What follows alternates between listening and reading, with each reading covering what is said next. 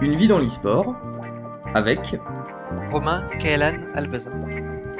une émission présentée par Daoud Ardouin. Les amateurs de League of Legends, jeu d'équipe ultra populaire développé par Riot Games, pourraient aisément me citer les noms des plus grandes équipes. Team Solomid, SK Gaming, ou s'ils ont le regard porté plus à l'est, les GE Tigers. L'exercice serait plus délicat si je leur demandais de citer une équipe française évoluant ou ayant évolué au plus haut niveau. En effet, depuis les All Against Authority durant la saison 3, aucune équipe de l'Hexagone n'a réussi à arriver dans le sein des saints, les LCS, League of Legends Championship Series. Même si des structures françaises diverses ont recueilli des écuries durant les 2 dernières saisons, ces dernières n'étaient pas majoritairement composées de joueurs français. Pourtant, est-ce que cette absence ne serait pas l'arbre qui cache la forêt ? En effet, en s'intéressant à la scène française, force est de constater sa qualité et sa vivacité. De nombreuses équipes françaises se retrouvent dans les plus hauts du classement Challenger, participent activement aux LAN les plus importantes et promettent un bel avenir pour League of Legends au pays de Molière. Pour nous éclairer sur l'état de la scène francophone et nous conter son parcours personnel et collectif, j'ai le plaisir de recevoir, dans Une vie dans l'e-sport, le jungler d'une équipe en pleine expansion, Kaléan de l'équipe Infamous eSport. Bonjour Kaléan. Bonjour, salut à toi.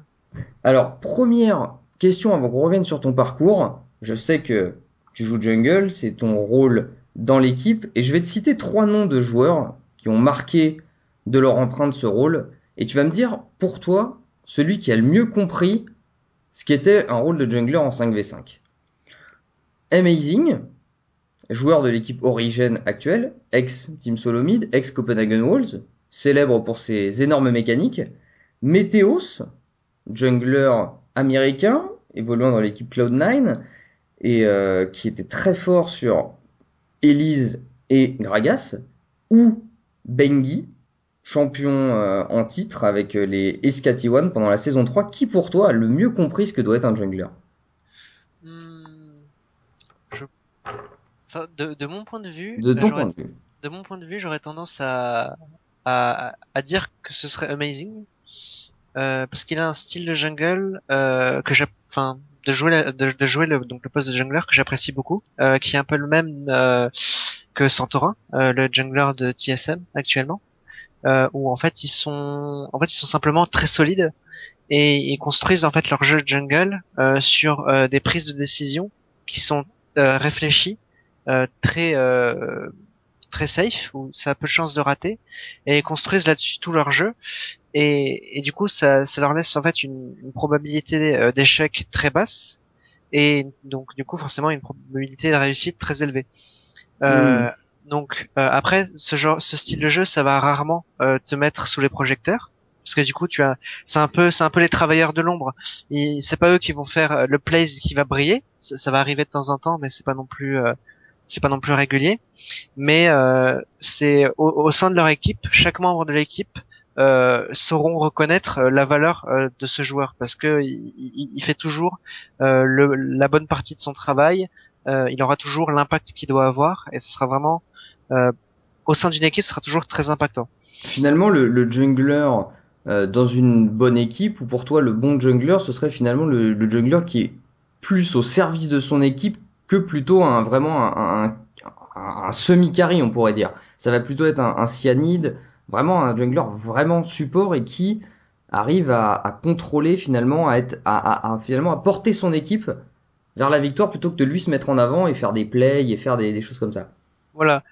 Euh, c'est vraiment, et même tu vois, même quand ils se retrouvent dans une position où ils ont un avantage conséquent en gold, parce qu'ils ont récupéré 3, 4, 5, 6 kills, enfin en général c'est par hasard, où la situation les a poussés à du coup à récupérer tous ces kills, et donc ils se retrouvent avec beaucoup d'argent, et en fait ils vont avoir plutôt tendance à faire en sorte d'utiliser cet avantage en gold pour justement essayer d'accentuer l'avantage que pourrait avoir leur laner. Donc acheter plus de ward, ou justement chercher à clear plus de ward, etc.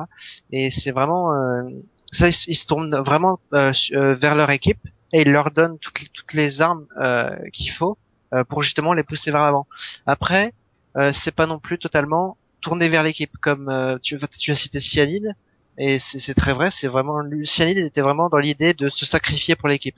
C'est j'aurai le moins de gold possible, j'en donnerai le plus possible à mon équipe, et moi je ferai avec ce que j'ai. Eux, c'est pas non plus ça. C'est ils essaient quand même d'avoir un maximum de gold, de sorte à être une telle menace que ça va donner beaucoup d'espace au reste de leur équipe. D'accord. Alors, on reparlera de ces petits changements un petit peu de jungler et de mecha game dans la suite de l'émission. Toi, ton parcours, comment tu arrives à League of Legends, ce jeu qui est devenu très populaire, mais est-ce que t'étais arrivé dedans comment t'en es venu finalement à ce jeu-là, comme ton parcours un petit peu vidéoludique? Euh, Alors, donc moi, ça a commencé assez tôt, entre guillemets, où quand j'avais déjà 5 ans, mon père c'était un peu un fanatique de tout ce qui était jeux vidéo, ordinateur, internet, etc.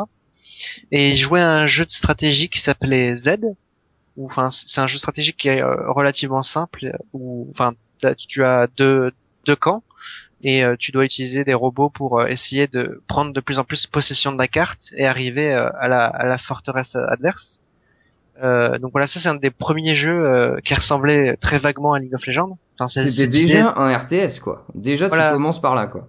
voilà, c'est ça. Et voilà, c'est un peu cette idée de chacun à sa base et tu vas chercher à prendre petit à petit un peu de territoire, avancer et au final un peu étouffer ton adversaire et au final prendre sa base. Donc voilà, donc là-dessus j'avais commencé à ça et j'étais fanatique de ce jeu-là. J'y jouais tout le temps avec mon père.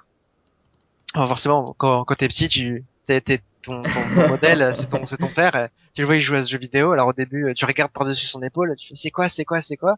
Puis tu commences à prendre le jeu, etc. Et donc voilà, et là-dessus j'ai pas lâché. Derrière, donc j'ai continué sur un jeu de stratégie. J'ai joué donc pareil un jeu stratégique assez vieux qui s'appelait Kozak. Mhm. Derrière j'ai joué à Starcraft 2.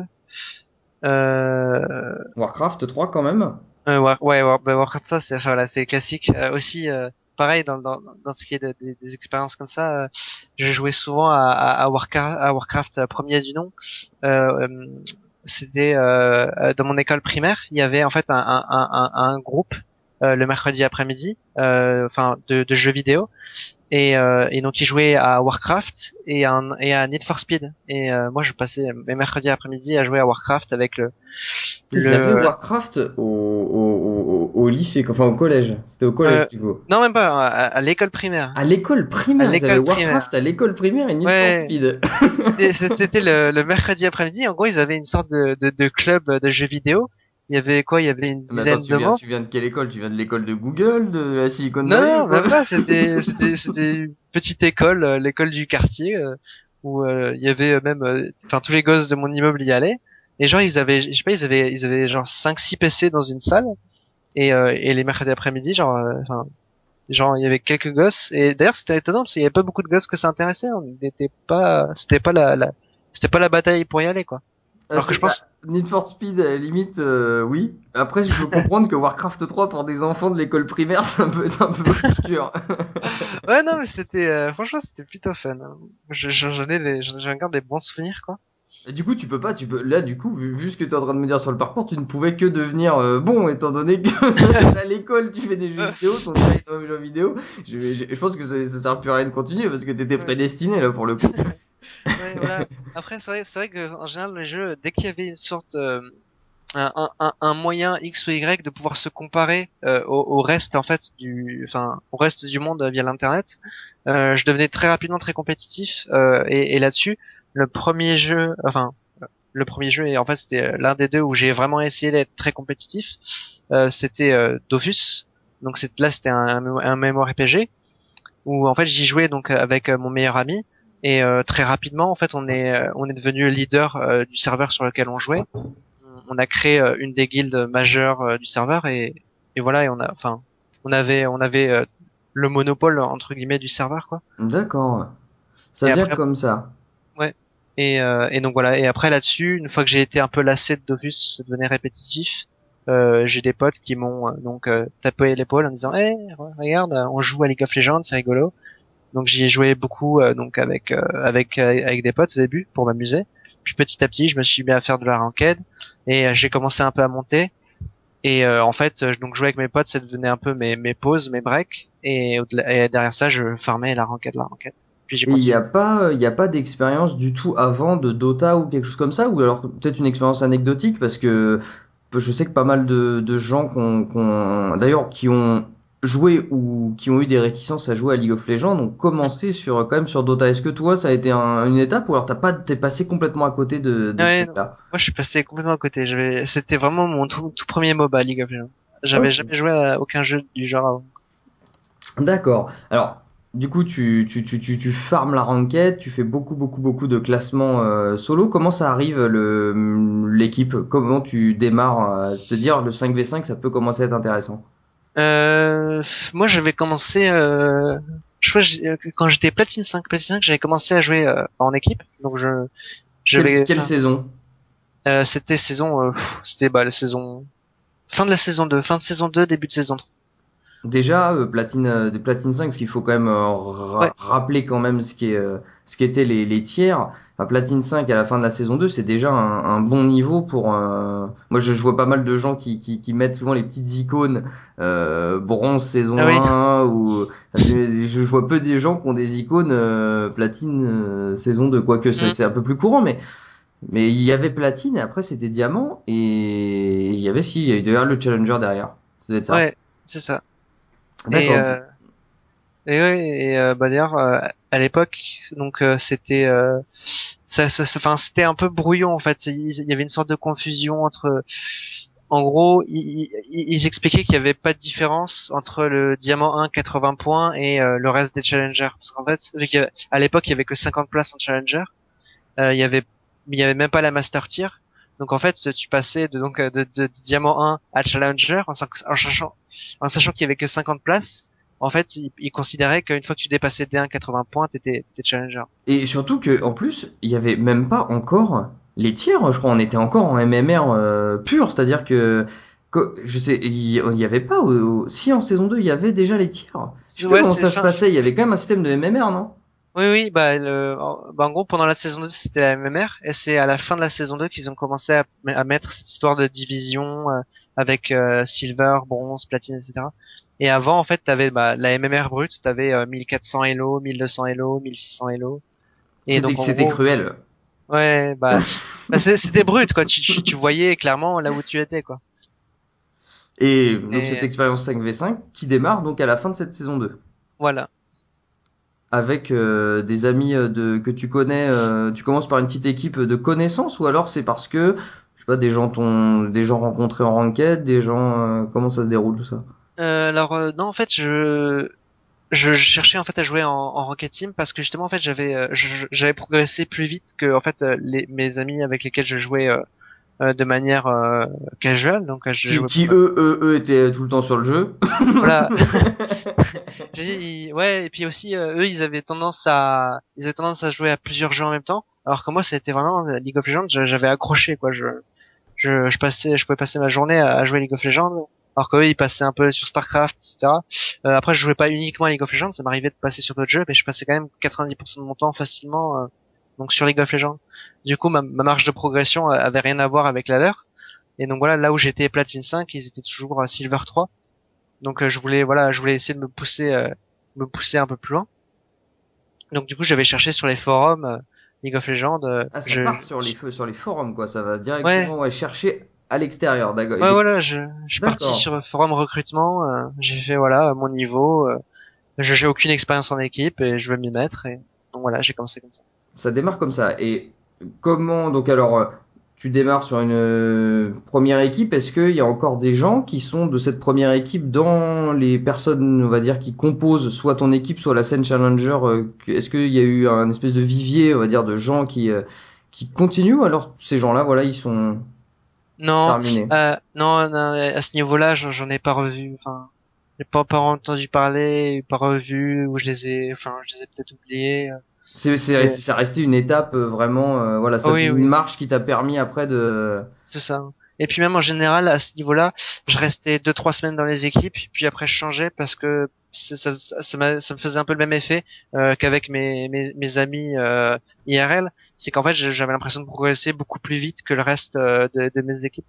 Donc en général, je faisais 3 semaines, un mois avec une équipe. Et puis en fait, je me rendais compte que je progressais et qu'ils stagnaient un peu. Du coup, je me trouvais plus à ma place et donc je changeais d'équipe, etc.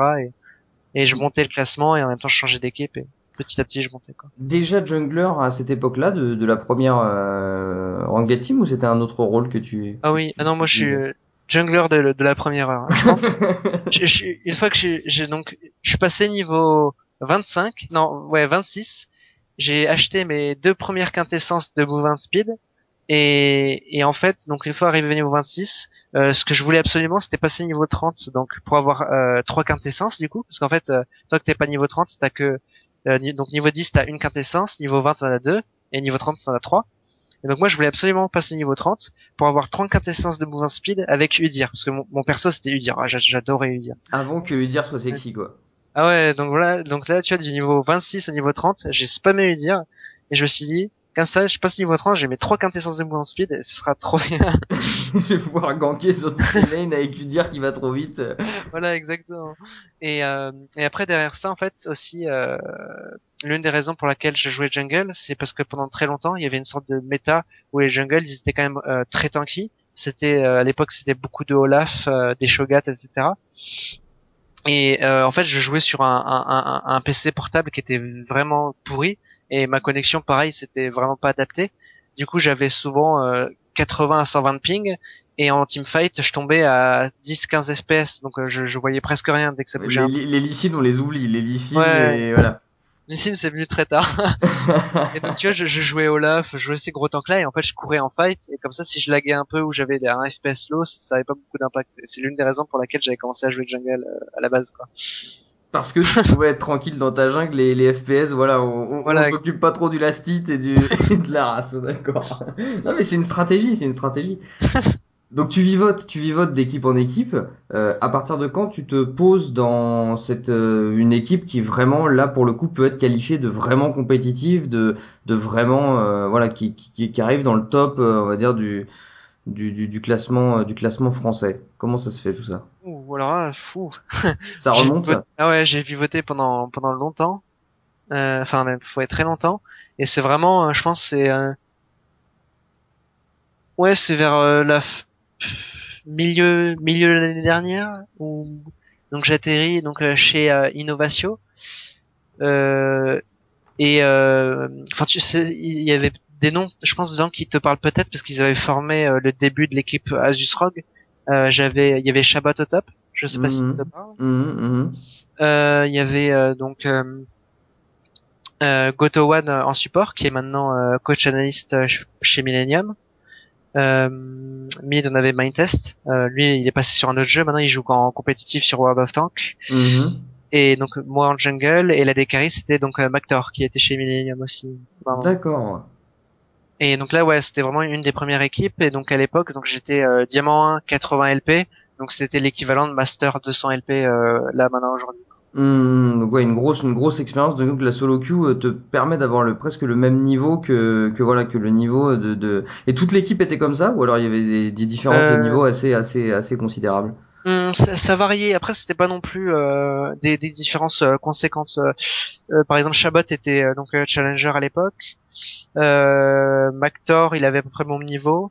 Et donc Mytest et Gotohan étaient low diamant 1. Donc il y a une différence de niveau, mais qui est pas assez conséquente pour être notifiable en équipe. Je veux dire, la différence de niveau en équipe, elle peut largement être compensée par d'autres forces. Tu vois, par exemple, Gotohan, il faisait un très bon travail de shot calling et de nous déplacer un peu sur la map. Et Mindtest, il avait un peu ce côté leader et très motivant et qui poussait vers l'avant. Finalement, c'est un peu comme je pense à deux joueurs moi qui m'ont marqué. Ocelot on a très longtemps eu enfin des rumeurs et en même temps des rumeurs un peu avérées comme quoi il était pas du tout bon en mid, c'est-à-dire qu'il avait pas du tout le niveau pour jouer au niveau où il jouait et pourtant un motivateur d'équipe comme personne et Genja qui là aussi de rumeurs comme quoi il aurait jamais passé le gold en solo queue, c'est un peu c'est étrange mais ouais donc finalement la solo queue ça y est il y a vraiment ça permet de s'entraîner mais ça a aucun rapport finalement avec le jeu d'équipe. Ouais, enfin, voilà, clairement, tu peux. En fait, il y a cette idée que tu peux largement faire une équipe de très haut niveau avec des gens d'un niveau moyen. C'est plus que réalisable parce que voilà, ça, League of Legends, il y a une part de stratégie qui est quand même très conséquente et pareil le jeu d'équipe prend une part qui est tellement importante que avec un niveau individuel en dessous, tu peux facilement gagner.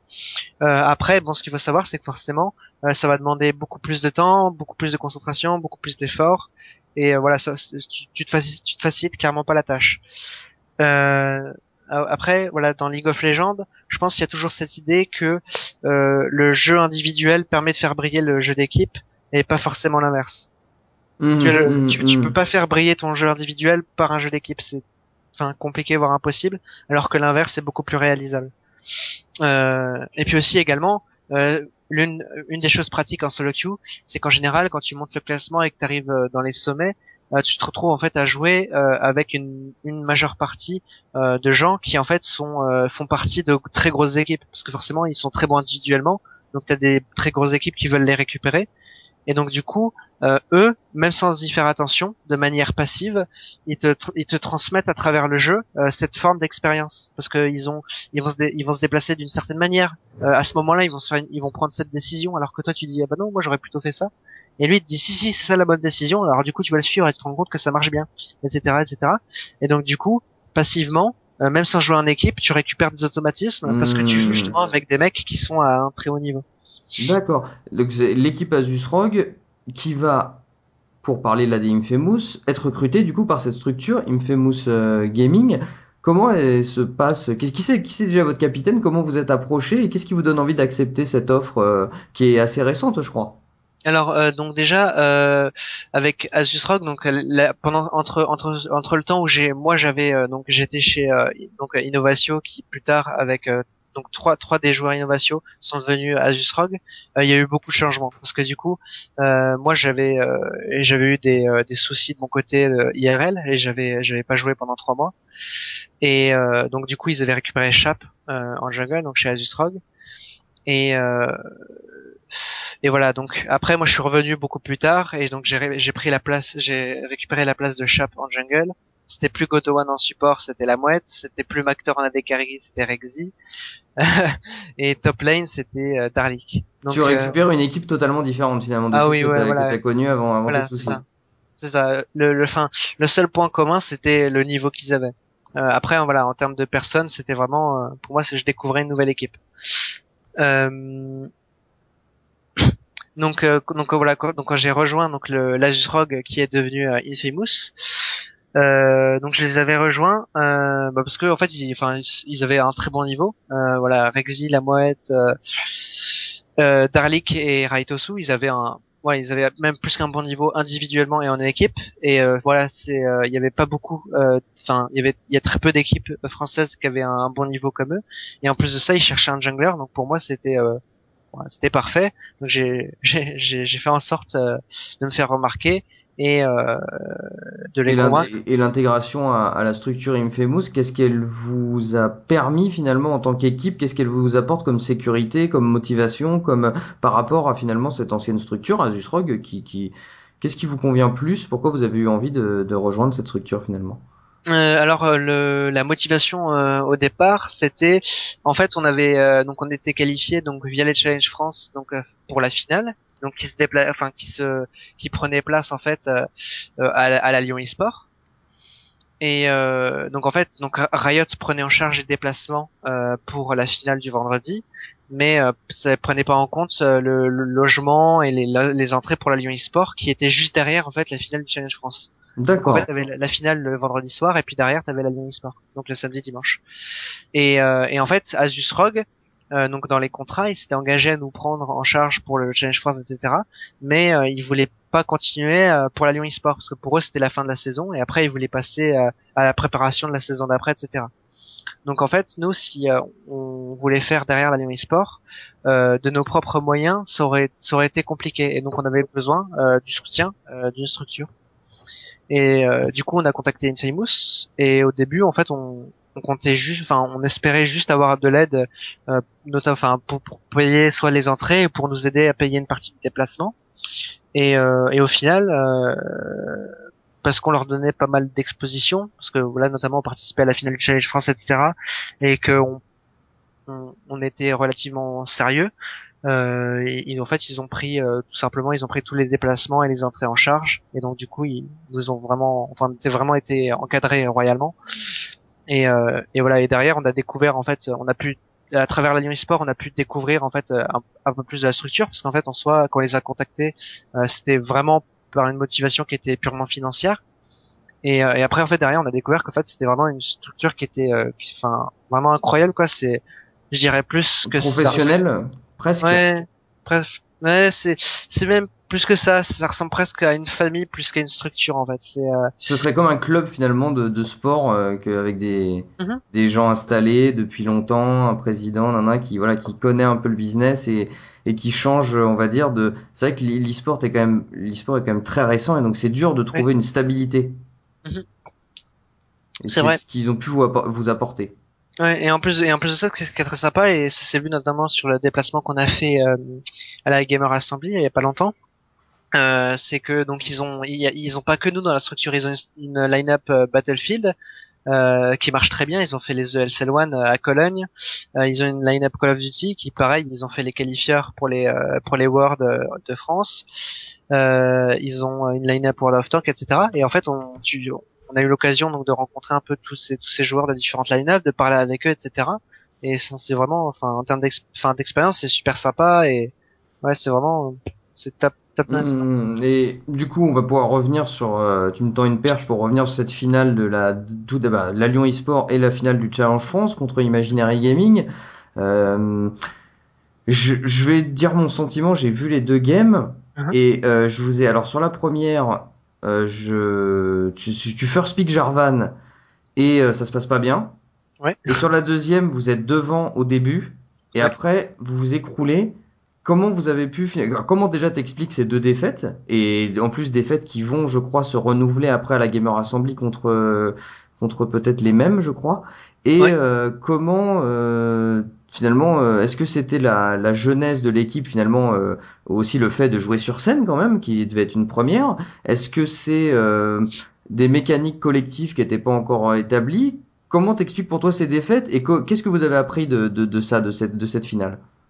Alors, donc en fait, pour la finale du Challenge France, la première défaite, elle est en partie due dans le fait qu'on était un peu dans le rush. Parce qu'en fait, ce qu'il faut savoir, c'est que donc Raitosu, qui était donc notre midliner, et Rexy, notre AD carry, bah eux, ils avaient, ils étaient occupés dans la journée. Donc Rexy avait cours et Raito avait également ses raisons. Et donc du coup, ils sont arrivés en fait à Lyon à 20h. Et en fait, du coup, en fait, ils sont arrivés à la Lyon eSport. Ils sont installés devant les PC et on leur a demandé directement de se mettre en place pour la scène, la présentation, etc. Et du coup, en termes de préparation pour setup leur PC, etc., ils ont eu très peu de temps et ils étaient très loin d'être échauffés. Et c'était vraiment la première game, c'était vraiment comme toi quand tu te lèves le matin à 8h, que tu fais ta première partie, c'est très brouillon. Et ça, c'est un peu ce qui s'est passé sur la première game. Après, bon, évidemment, ça excuse pas tout, mais c'est une des grosses raisons pour laquelle la première a été vraiment, vraiment C'est vrai qu'on difficile. on sent vraiment une élévation de niveau à partir de la deuxième. Ça, c'est vrai que, et puis Ouais. je pense que le fait peut-être de se retrouver comme ça, d'arriver, dans ces conditions-là, de aussi les gens, bah, c'est pas le online, t'as vraiment les gens à côté de toi. Donc, est-ce que tu parles ou tu fais les mêmes shot calling avec des gens à côté ou des gens sur Mumble, enfin, ou sur Skype, ou je sais pas quel logiciel utiliser, mais, voilà, ça, voilà, vous l'avez vraiment ressenti Mm. cette. Ouais, ouais, en fait, ça, justement, c'est un point sur lequel j'allais venir. Sur la deuxième, donc la deuxième partie, en fait, c'est d'ailleurs une des grosses, enfin, une des vraiment, quelque chose qu'on a vraiment pu apprendre de cette finale, euh, c'est que vraiment, faut vraiment réussir à rester calme, enfin, pour réussir, à haut niveau, faut vraiment être capable de rester calme dans toutes les situations, enfin, surtout en compétition. Parce qu'en fait, sur la deuxième game notamment, quelque chose qui nous a coûté cher, c'est qu'on donc le top qu'on avait, donc Darlik, c'était quelqu'un de très émotif et il avait tendance à s'emporter très rapidement, pas dans un mauvais sens, et tu sais, enfin quand on faisait un team fight et qu'il y avait vraiment un move qui retournait le team fight, il s'emportait presque plus que les spectateurs, tu vois. Sur le TS, il devenait fou. Et en fait, ça rendait compliqué certaines parties, enfin notamment cette partie-là, dans le sens où par exemple Raitosu avec Saoriana faisait une shockwave impressionnante qui retournait le teamfight, mais le teamfight n'était pas fini, on avait encore besoin d'être concentré et d'être coordonné pour tel ou tel mouvement. Et en fait, le fait qu'il s'emporte, en fait, ça brouille complètement la communication. Et donc derrière, on n'est pas coordonné et ça devient très compliqué en fait de vraiment retourner le teamfight complètement. Surtout quand on est à ce niveau-là de jeu où on sait que la moindre erreur sera exploitée et sera punie de toute façon. Donc c'est vrai que ça c'est peut-être du coup une expérience. Comment après donc cette finale perdue qui s'explique par des problèmes on va dire enfin divers. Vous arrivez donc vous dormez, vous êtes ensemble, vous arrivez à la Lyon eSport. Comment est-ce que ça se passe? Est-ce que ça se passe mieux en termes de cette communication? Vous arrivez à en parler? Oui. Comment Mais déjà dès le lendemain, enfin, il y a eu des progrès énormes, et ça s'est vu sur donc dans les phases finales de la Lyon eSport.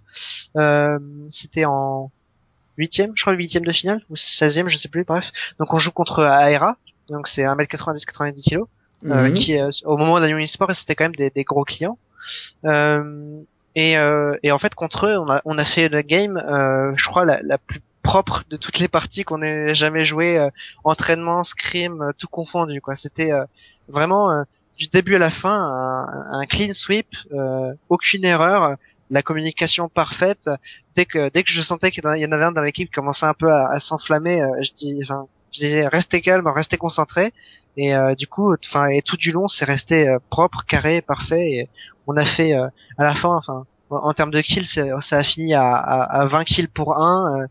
On a pris toutes leurs tours, ils en ont pris qu'une seule. Sur vraiment, le nuage, la game référence. Voilà, exactement, c'est ça. La game, quand tu la regardes, tu te dis qu'est-ce qu'on a à se reprocher? Bah, pas grand-chose, quoi. Et donc voilà, et ça c'était vraiment une Et grosse ça a l'air de vous avoir porté parce que derrière en demi winner vous perdez que 2-1 contre les AA qui sont aussi des bons clients. Oui. Par contre, j'ai l'impression, alors ça tu vas me dire ce que t'en penses, mais c'est peut-être un problème de temps et alors vous perdez 2-1 contre les AA et derrière de se retrouver en loser et de devoir faire un best of one, ça doit quand même laisser un peu amer. Ouais, mais même en fait, on était déjà amer déjà dès le BO3 contre AA. Parce qu'en fait, ce qu'il faut savoir, c'est que la Lyon eSport, donc ils ont eu des problèmes d'organisation dans les groupes, parce que là je veux savoir. Là je veux savoir la corruption. La corruption sera dite. Non, mais ça n'a rien à voir avec avec les organisateurs en eux-mêmes. Ils y peuvent rien. Mais en fait, c'est des joueurs qui sont pas très sérieux et qui sont pas là quand il le faut, etc. Petit à petit, ils prennent du retard, 15 minutes à gauche, 20 minutes à droite, etc. Et donc petit à petit, ça prend beaucoup de retard. Et donc en fait, la demi-finale contre AA, en fait, on s'est retrouvé à la jouer à 1h du matin. Ah mais ça c'est la classique. Ouais, voilà. Et ce qu'il faut savoir, c'est que nous, vendredi, on a fait la finale du Challenge France. La Mouette, lui, il est rentré. La Mouette et Raito étaient rentrés à l'hôtel à 2h du matin. Donc ils sont couchés à 3h. Ils sont levés le lendemain à 7h pour être là le matin. Alors que tous les autres, eux, ils sont arrivés le samedi matin frais, bien dormis, etc.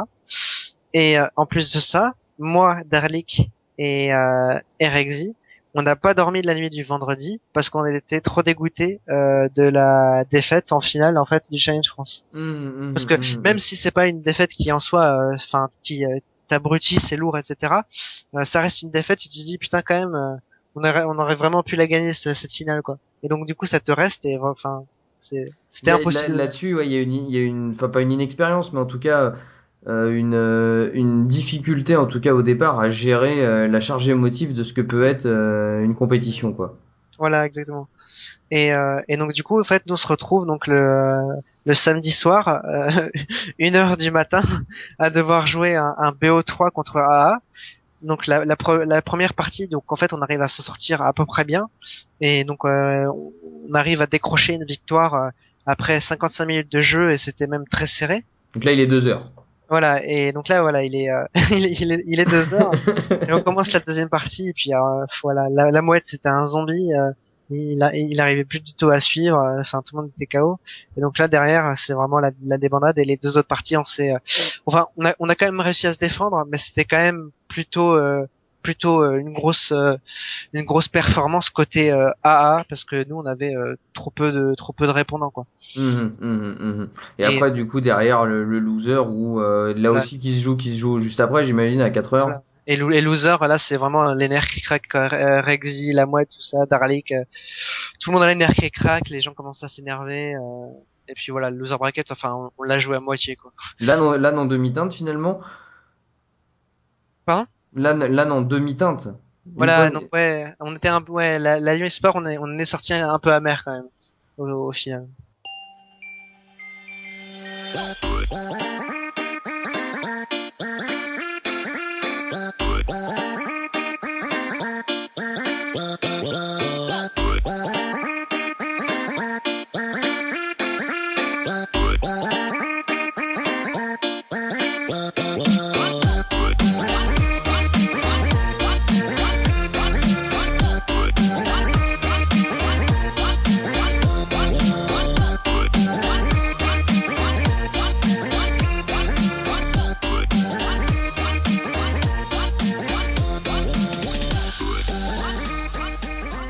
Vous repartez sur la Gamer Assembly qui arrive. Road to Gamer Assembly, déjà, avec quand même vous savez, vous tapez un gros client au premier tour, Origin. J'aimerais bien juste revenir sur comment, là, du coup, on tape vraiment le très gros niveau. Et je crois que j'ai vu la game et c'est un stomp, je crois, assez De, monumental. ouais. Qu'est-ce qui, Rapidement, qu'est-ce qui manque? Comment vous l'avez pris Mm. toi qui es en jungler, alors tu vas Ouais. pouvoir parler de ton rôle, mais comment vous l'avez ressenti? Est-ce que ça fait pas un coup au cœur quand même Bah, de... enfin, pas tellement. Bah, déjà, en fait, on partait un peu avec cet état d'esprit de toute façon, on n'a rien à perdre parce qu'en fait, on avait changé de top. Enfin, non, non, pour Origin, on avait encore Darlik. C'était, voilà, on avait changé de mid, je suis presque sûr. Non, Donc finalement vous jouez pas avec... non, Non? pour Origin, on avait la même line-up. J'ai rien dit, je suis désolé. Non, quand on a joué contre Origin, on avait encore la line-up qu'on avait pour la Lyon eSport. Et en gros, enfin, ouais, contre Origin, on arrive avec l'état d'esprit de toute façon, on n'a rien à perdre parce que c'est clairement les favoris de base. Et en plus aussi à l'époque on n'avait pas vraiment de coach analyste et c'était moi qui faisais la plupart du travail de pick and ban, draft, etc. Et vu que moi je revenais de la Unisport, j'avais pas trop eu le temps, j'avais pas trop eu le temps de m'occuper de faire des pick and ban, enfin et de mettre de stratégie contre Origin. À On part s'est dit, Licine. voilà.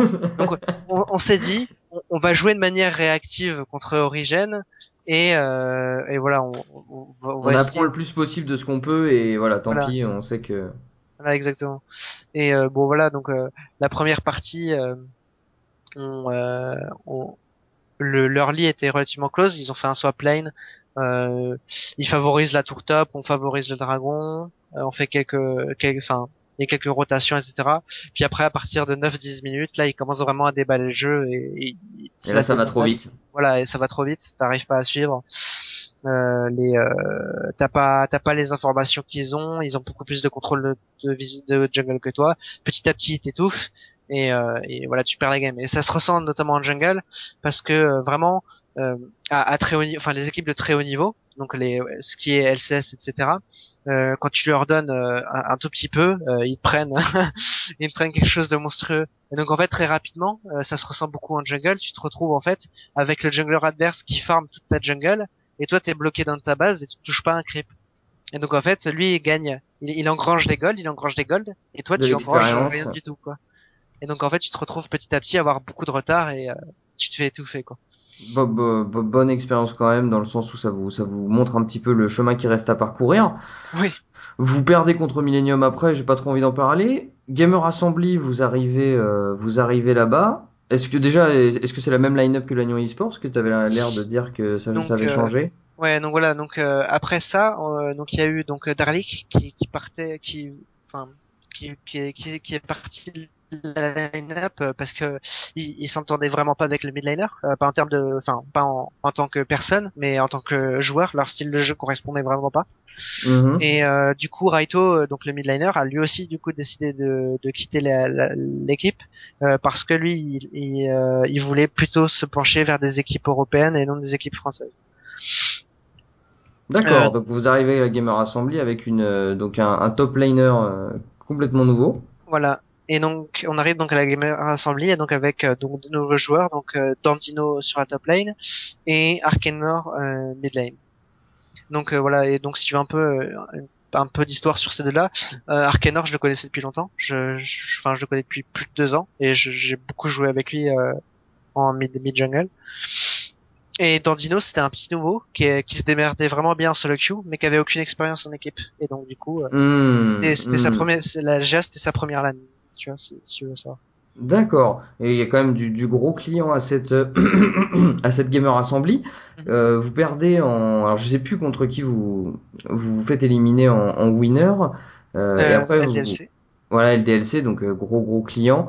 Et après donc est-ce que quel est qu'est-ce que vous y attendiez quand vous vous lancez dans le truc? C'est quoi l'objectif finalement? Parce que vous saviez très bien que vous alliez pas non plus arriver en finale, etc. C'était quoi l'objectif? Est-ce que vous avez atteint votre objectif? Ouais, enfin, oui et non. On se disait, en fait, donc le top 8 qu'on a fait, on s'est dit que ça aurait été correct. Et voilà, on n'aurait pas fait on n'aurait pas un peu, voilà, on n'aurait pas fait du mauvais travail si on faisait top 8. Mais quand même, on se disait que le top 5 c'était jouable et c'était, oui, c'était carrément jouable en loser bracket. Donc on s'est fait sortir par IMG et voilà les autres entre guillemets concurrents au top 5 c'était IMG, Hyperia et Punchline. Voilà, donc c'est donc à nous quatre, on se disputait un peu le top 5. Et voilà, IMG donc en scrim on se démerdait bien contre eux, Punchline pareil.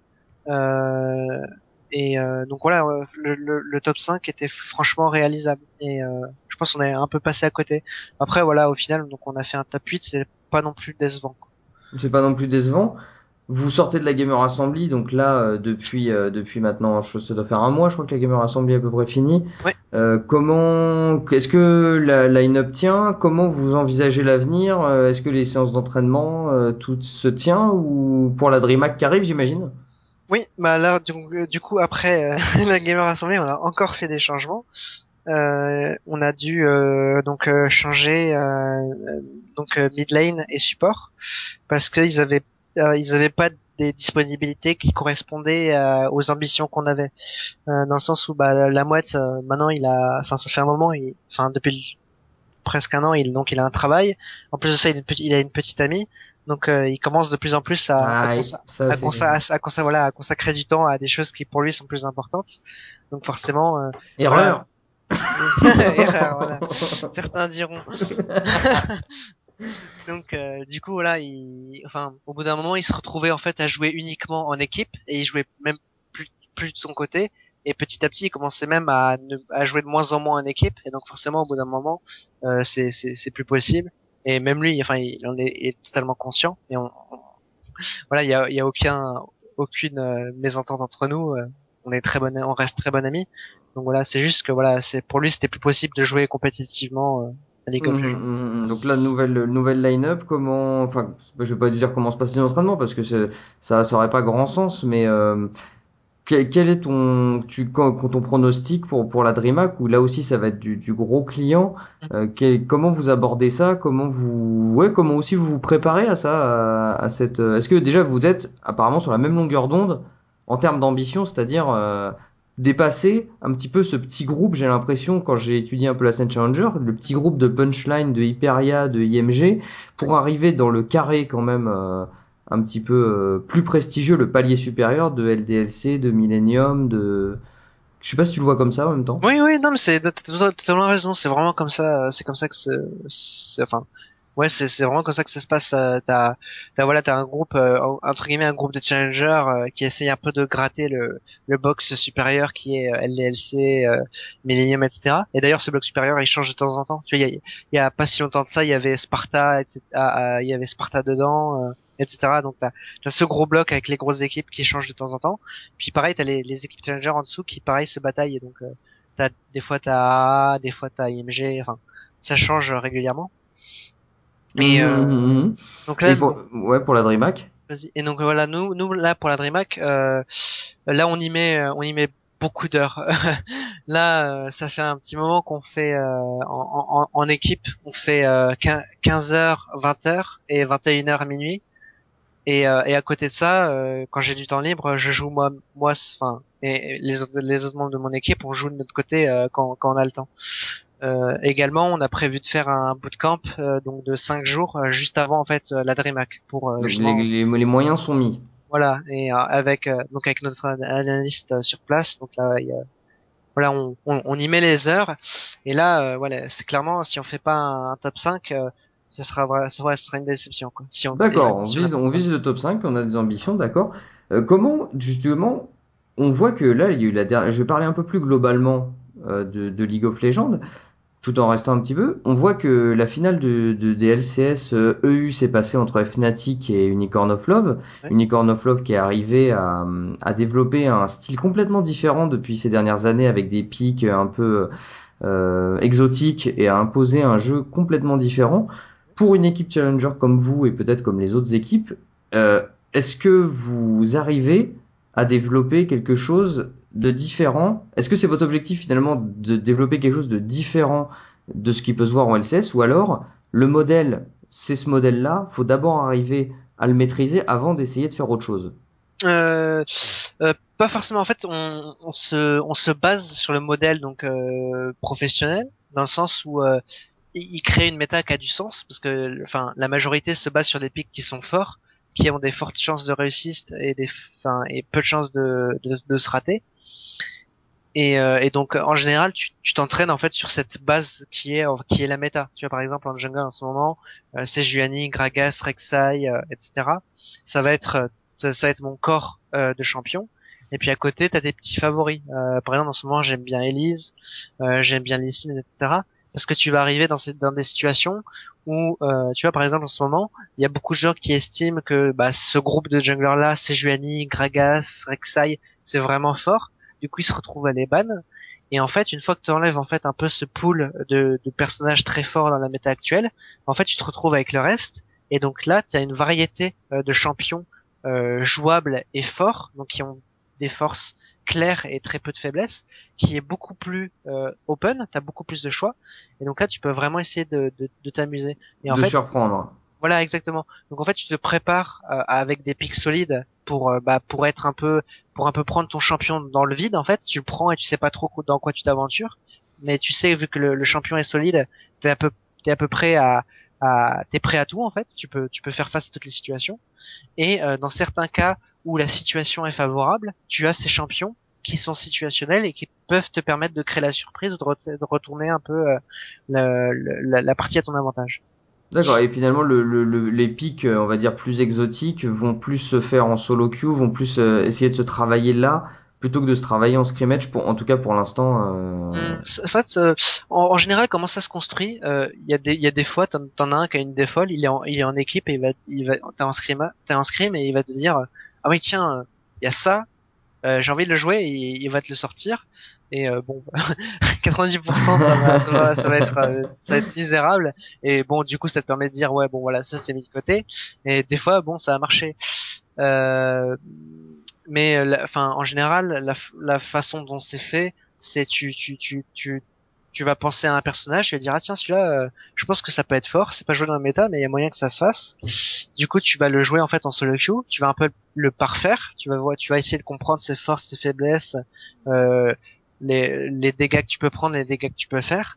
Et aller au bout de 20-30 parties, une fois que tu as un peu compris les forces de ton personnage et comment tu es censé le jouer, tu vas le proposer à ton équipe, tu vas essayer de construire un peu une composition d'équipe qui a du sens avec ce personnage. Et voilà, et si ça marche, bah tu peux le considérer comme une stratégie viable. Et si ça marche pas, tu peux essayer de persévérer à le faire marcher. Sinon, si c'est vraiment trop compliqué, que c'est un peu une perte de temps, tu laisses tomber, et tu passes à autre chose. D'accord. Si on peut partir un petit peu, alors là vraiment pour la fin de l'émission, partir sur l'univers League of Legends compétitif. Mhm. Il y a eu beaucoup de changements qui ont été faits alors depuis la saison 2 bien sûr. Je trouvais qu'ils avaient bien réussi leur histoire de changement de wording, c'est-à-dire où à un moment où il y avait des games où ça avait plus de sens. Là, avec les changements de pré-saison, notamment sur la jungle et sur leur choix de buff et de nerfs des champions, je trouve que même si le split a été intéressant, je trouve que les games sont de moins en moins intéressantes à regarder. Je trouve que c'était plus intéressant, tu me diras ce que j'ai l'impression que la jungle est un peu le pilier de la méta en termes de divertissement, c'est-à-dire qu'on avait des junglers avant, une jungle très simple qui permettait vraiment d'avoir du play, d'avoir où le jungle pouvait vraiment influer. Là, j'ai l'impression qu'on est dans du 20 minutes de farm, voilà, un dragon contre une tour, c'est très codifié. Et est-ce que c'est vers ça qu'on a envie de... Est-ce que les changements sont bien... Qu'est-ce que En t'en fait, penses, toi? les changements dans l'idée, enfin, il y avait vraiment, il y avait de bonnes idées dans le sens où en fait, ils ont augmenté le nombre de camps qu'il y avait dans la jungle, donc ils en ont rajouté un. Et en plus de ça, ils ont fait que les camps, chaque camp avait un buff différent qui faisait que tu pouvais en fait avoir plein de routes de jungle différentes. Là où en fait avant, tu savais que le jungle allait faire le rouge, un camp, le bleu, et à 3 minutes il allait être top. Et tout le monde faisait ça parce qu'il n'y avait pas d'autres routes viables possibles. Mhm. Enfin, s'il y en avait une autre, c'était tu faisais juste ton rouge et t'allais invade le jungler adverse. Mais du coup, ça tu pouvais la remarquer très rapidement. Et en fait, donc avec la nouvelle jungle qu'ils avaient, qu'ils amenaient Riot, dans l'idée, c'était génial. T'as plein de camps qui ont tous un effet différent. Tu peux commencer n'importe où. Du coup, le jungler adverse, tu sais jamais ce qu'il va faire parce il a 6 choix différents. Et t'avais en plus une optimisation Mhm. à la base Voilà, différente. voilà, exactement. Et plus, voilà, et en plus de ça, t'avais une itemisation différente. Après, le problème, c'est qu'ils ont rendu la jungle ignoble. Elle est, C'est ignoble, hein, on peut le ouais, dire. on est passé enfin, en gros, en termes de dégâts, les monstres de la jungle font facilement le triple de dégâts que tu recevais avant. Et en plus de ça, ils nous ont enlevé un peu l'item qui était génial en jungle. C'était la Spirit Stone, qui en fait te rendait de la vie en fonction des dégâts que tu faisais au camp. Du coup, vraiment, t'étais tout le temps très haut HP et très haut en mana dans ta jungle. Alors que maintenant, si t'investis pas mal d'argent en potions, il y a pas mal de moments où tu dois back parce que t'es trop low HP ou c'est trop dangereux, etc. Et donc en fait, là où en fait ils nous ont ouvert plein de portes et plein de diversité dans la jungle, ben en fait ils les ont toutes fermées d'un coup en faisant en sorte qu'en fait tous les junglers sont forcés de back entre 3 et 4 minutes parce qu'ils ont 200 PV quoi. Et ça, du coup, ça stabilise les lanes Et voilà. et surtout que, enfin, après, ça, c'est un choix de League of Legends, mais qui est dès le départ et qui, moi, m'avait énormément, en tout cas, choqué, euh, venant de Dota, c'était que la capacité d'escape des champions, notamment par le flash, et en plus, j'ai l'impression que Riot, à chaque fois qu'il short un champion, il faut qu'il y ait un dash, une Oui. escape en plus. Donc, la jungle est injouable, les possibilités de kill en 1v1 sont pas extraordinaires, et donc ça fait que bah, finalement les games, je trouve, sont à rallonge. Et est-ce que à la fin, alors du coup on a fait le bilan, qu'est-ce qu'il faudrait changer pour que ça, on retrouve un petit peu voilà, c'est pour moi en tout cas, je sais pas si t'as la même sensation d'usure, voilà, on voit un petit peu tout le temps les mêmes games et les mêmes, voilà. Ouais, bah après en fait ça dépend aussi je pense que c'est en train de changer. Après en ce moment c'est en train de changer, mais je pense qu'aussi les joueurs sont un peu trop frileux de prendre prendre enfin pas de prendre des risques mais d'essayer de créer en fait. Ils ont peur de changer la méta par exemple, prendre quelque chose qui ne fait pas partie des champions forts en ce moment. Ils ont parce que aussi l'une des forces donc de jouer des champions qui sont pas habituels dans la méta, c'est que du coup tu sors tes adversaires de leur zone de confort parce que c'est quelque chose de nouveau, c'est quelque chose de différent. Et donc ça permet de créer, donc de créer, ça déstabilise tes adversaires et donc ça crée quelque chose de beaucoup plus dynamique et beaucoup plus intéressant. Aussi ils ont peur pour eux, notamment à très haut niveau. C'est surtout en Europe un plays qui va être à haut risque, mais qui va te donner, qui va t'apporter beaucoup, pour eux, ça va pas être intéressant. Pour eux, si ça inclut beaucoup de risques, non, non, non, non, on est frileux en Europe, on va s'en éloigner. Hmm. Et en fait, si tu regardes en Chine, en Corée, tout ça, ça change beaucoup. Et les games sont beaucoup plus dynamiques. Ils font des choses qui sont très différentes à chaque game. Hein. Il y a vraiment des compositions d'équipes qui sont complètement chamboulées à chaque fois. Tu vois des Kennen support, des Kennen AD, des, plein de trucs fous quoi. Enfin, notamment en Corée, j'ai l'impression de voir des pics différents à chaque fois. Et c'est vraiment juste dans le sens où en Europe et aux États-Unis, donc je pense on est un peu en retard comparé à la Corée, à la Chine, etc. en termes de compétitif. Et du coup, en fait, ça nous rend un peu trop frileux dans le sens où On est en on n'est pas retard et en plus, ce que j'ai l'impression, c'est que le problème des équipes, alors pardon, je ne pense pas avoir la science infuse, mais on voit que TSM Cloud9 qui trust depuis 3 ans, Fnatic qui trust depuis 3 ans, et j'ai l'impression qu'en Corée ça bouge quand même beaucoup plus, et ouais. donc du coup, finalement le fait que les équipes, on voit que la seule équipe depuis 1 an qui change la méta, Unicorn of Love se retrouve en finale, donc les équipes auraient finalement tout intérêt à essayer de bouger la méta. Est-ce que c'est possible à partir du moment où on a un salaire, où on a un contrat et où on se dit voilà, il faut quand même avoir un gros mental pour aller essayer de changer cette méta par soi-même. Mhm.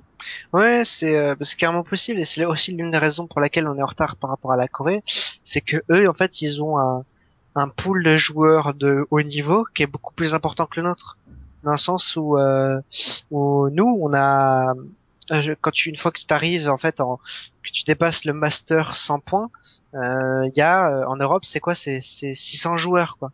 Et 600 joueurs, c'est très peu parce que en fait du coup aux heures où toi t'as l'habitude de jouer, tu vas un peu te retrouver toujours avec le même groupe de 80 100 personnes, enfin 80 100 joueurs, et donc du coup tu vas toujours tourner un peu avec le même avec les mêmes joueurs, et tu vas un peu récupérer des automatismes, etc. Et du coup tu stagnes un peu, alors qu'en Corée ils ont beaucoup de joueurs d'un très bon niveau et ils se poussent les uns les autres à toujours aller plus loin, à se pousser plus haut. Et c'est l'un des retards qu'on a sur la Corée. Après, heureusement, on est en train de le rattraper petit à petit parce que la scène se professionnalise de plus en plus et ça devient vraiment un choix de carrière qui est viable. Et donc, du coup, les gens sont plus apprompts à y mettre les heures qu'il faut. Donc, c'est un retard qu'on est en train de combler, mais c'est un retard qui est réel et qui est là, quoi. Dernière question, une question un peu polémique qui revient sur mon intro du début. Comment tu expliques cette absence de scène française, ou en tout cas j'ai cette vivacité de la scène challenger et l'absence d'avoir des joueurs, en tout cas français, à part Yellow Star, Soaz, etc., qui eux sont quand même des anciens. Et pourquoi une équipe française n'arrive pas à percer? Est-ce que c'est la stabilité des structures? Est-ce que c'est les conditions pour rentrer en LCS qui sont hyper compliquées? Mais j'ai du mal à comprendre comment des équipes comme je sais pas, le Danemark, avec par exemple les Copenhagen Wolves, qui sont là depuis maintenant 3 ans, et nous, on n'arrive pas à avoir une structure comment tu t'expliques toi cela? Je pense l'une des raisons c'est surtout moral, enfin c'est le moral et le caractère des joueurs dans le sens où c'est très difficile de faire une équipe avec 5 joueurs français qui s'entendent bien tous. C'est le Euh, caractère français. voilà, on est tous. Ouais, il y a toujours un peu ce côté un peu où ils sont jamais d'accord. Il y en a toujours un qui va avoir raison, etc., etc. Et aussi le fait qu'ils sont un peu. Je pense qu'on est un peu feignant en France sur League of Legends. Il y a peu de joueurs français qui sont prompts à mettre beaucoup d'heures dans le jeu. Et même ceux qui disent en fait être prêts, ils se rendent pas compte du temps que ça prend. Quand on voit les espèces de reportages coréens où les mecs sont 12 heures, 14 heures par jour sur le jeu, c'est le régime qu'il nous faut finalement. Oui, voilà. Enfin, pour être joueur professionnel aujourd'hui, certes, ça peut être une carrière qui peut être très lucrative, genre, surtout pour les gros bonnets quand tu regardes les joueurs de TSM, donc pour le plus connu Bjergsen, etc. Et que tu réfléchis 2 minutes à l'argent qui brasse, c'est des sommes qui sont vraiment absurdes. Par exemple, Faker en Corée. Il a reçu des offres d'équipes qui dépassent les 2 millions. C'est complètement fou, quoi. Donc quand t'es un gros bonnet, on parle de beaucoup d'argent. Mais après, ce qu'il faut savoir, c'est que c'est des carrières qui sont très courtes. Il y en a c'est même pas 6 mois, il y en a c'est 2 ans, il y en a c'est 4, etc. Mais voilà, pendant cette période où tu es joueur professionnel, ça te bouffe la vie, quoi. Tu ne fais que ça. Voilà, c'est une implication qui est enfin, il y a rien d'autre qui demande autant d'application. Même dans les sports traditionnels, normalement, c'est quoi? C'est 3 heures le matin, 3 heures l'après-midi, peut-être 1 heure de technique dans la journée, ou peut-être 2 heures, mais pas plus. Après, le soir, ils rentrent chez eux, ils sont avec leur famille, etc. Nous, dans l'e-sport, t'as tout ce qui est gaming house, tu vis avec ton équipe. Le corps peut-être aussi permet plus de, on va dire, de rester, disons que c'est plus simple, on va dire, de rester Oui. 10 heures devant un écran que de courir, Voilà, peut-être. exactement. Mais oui, je vois ce que tu veux dire, oui, que, et est-ce que il manque pas aussi, un peu d'argent? C'est-à-dire, pour qu'un mec se donne pour 12 heures, il Après, faut je le payer pense, à sa juste non? non, je pense que l'argent est là. Largement, je pense que c'est pas un souci. C'est surtout que après, l'argent est là, mais il faut le mériter. Et pour l'instant, en France, il n'y a pas d'équipe enfin, de toute façon, c'est sûr, on n'a pas d'équipe au LCS, donc c'est que on n'a pas d'équipe qui mérite vraiment une grosse somme d'argent. Après, à plus petit niveau, bon, il y a LDLC, etc. Voilà, ils méritent l'argent qu'ils font, quoi. D'accord. Eh ben écoute, merci, Il y a pas de... Kaelan d'être venu dans l'émission. Et puis bonne chance pour la DreamHack. Ouais, merci beaucoup.